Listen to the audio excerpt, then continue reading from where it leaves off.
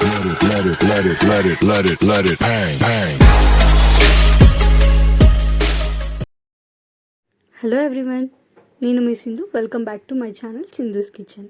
ఈరోజు మన వీడియోలో ఎంతో టేస్టీగా క్యాబేజ్ ఫ్రై ఎలా చేయాలో షేర్ చేస్తాను.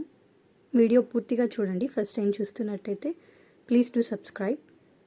క్యాబేజ్కి ముందుగా పైన 2 పొరలు తీసేసి నీట్గా ఇలా 2 ముక్కలుగా కట్ చేసుకొని చిన్న చిన్న పీసెస్గా కట్ చేసుకుందాము. దీనివల్ల త్వరగా బాయిల్ అవుతుంది, ఫ్రై అవ్వడానికి కూడా బాగుంటుంది. ఇప్పుడు నేను సన్నగా కట్ చేసిన ఈ క్యాబేజ్ ముక్కలన్నింటినీ కూడా ఒక బౌల్లో వేసుకొని ఈ క్యాబేజ్ ముక్కలు మునిగేంత వరకు ఒక 2 గ్లాసులు వాటర్ వేసుకొని కొంచెం సాల్ట్ వేసుకుంటున్నాను. ఇదంతా బాగా మిక్స్ అయ్యేలాగా ఒకసారి కలిపి మూత పెట్టి ఒక 10 to 15 మినిట్స్ మంచి స్మెల్ వచ్చే వరకు బాయిల్ చేయండి. ఇప్పుడు క్యాబేజ్ ఫ్రైలోకి ఒక 4-5 బీన్స్ సన్నగా కట్ చేసుకుందాము. ఒక క్యారెట్ని కూడా సన్నగా చిన్న ముక్కలుగా కట్ చేసుకుంటున్నాను. ఇప్పుడు ఒక 4 పచ్చిమిరపకాయలు కూడా ఇలా సన్నగా కట్ చేసుకుంటున్నాను. ఇలా సన్నగా కట్ చేయడం వల్ల కారం బాగుంటుంది. ఒక 2 చిన్న ఆనియన్స్ని కూడా సన్నగా తరుక్కుంటున్నాను. క్యాబేజ్ ఆల్మోస్ట్ ఉడికిపోయిందండి. ఇప్పుడు స్ట్రెయిన్ చేసుకొని దీన్ని పక్కన పెట్టేసుకుందాము. ఇప్పుడు ఒక బాండి తీసుకొని ఆయిల్ వేసి ఆయిల్ హీట్ అయ్యాక ఒక 1/2 స్పూన్ ఆవాలు, ఒక 1/2 స్పూన్ జీలకర్ర కూడా వేసుకుంటున్నాను. కొంచెం కరివేపాకు, మనం సన్నగా కట్ చేసి పెట్టుకున్న పచ్చిమిరపకాయ ముక్కల్ని వేసి ఒకసారి ఫ్రై చేసి క్యారెట్, బీన్స్ కూడా వేసి దూరగా వేయించుదాము. కొంచెం ఇంగువ వేస్తే ఫ్లేవర్ బాగుంటుంది. మీ దగ్గర బఠానీ ఉన్నా వేసుకోండి.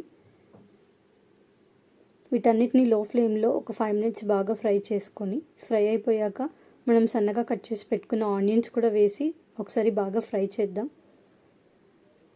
ఒక 5 మినిట్స్ మూత పెట్టి మగ్గించుకుందామండి. ఒక 5 మినిట్స్ తర్వాత వీటిని మళ్ళీ బాగా కలుపుకొని ఒక 1/2 స్పూన్ పసుపు వేసుకుందాము. 1 లేదా 2 టీ స్పూన్ల అల్లం వెల్లుల్లి పేస్ట్ కూడా వేస్తున్నాను. ఇదంతా పచ్చివాసన పోయే వరకు సిమ్లో పెట్టి ఒక 5 మినిట్స్ బాగా ఫ్రై చేసుకోండి.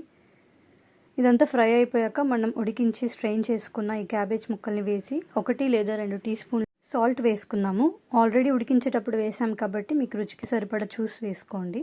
ఇప్పుడు ఇదంతా బాగా కలిసేలాగా బాగా కలిపి మళ్ళీ ఒక 5 to 10 మినిట్స్ బాగా ఉడికించుకుందాము.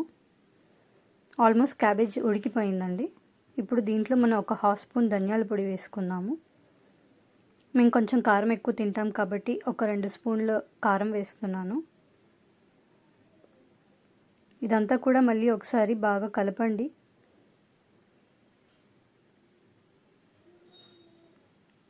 ఈ క్యాబేజ్ ఫ్రై అవ్వడానికి మినిమం ఒక 1/2 అవర్ అయినా పడుతుంది. కొంచెం డీప్ ఫ్రై చేసుకుంటే బాగుంటుంది.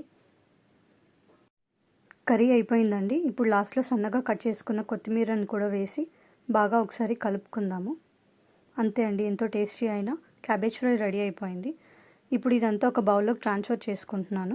నేను ఐరన్ తవాలో చేశాను కాబట్టి అలాగే ఉంచితే ఐరన్ స్మెల్ కానీ టేస్ట్ కానీ రస్ట్ పట్టడం కానీ అవుతుంది. సో వేరే బౌల్లోకి షిఫ్ట్ చేసుకుంటే బాగుంటుంది. చపాతీలోకి అయితే ఈ కర్రీ చాలా బాగుంటుంది. మీరు ఒకసారి ట్రై చేసి ఎలా ఉందో కామెంట్ చేయండి.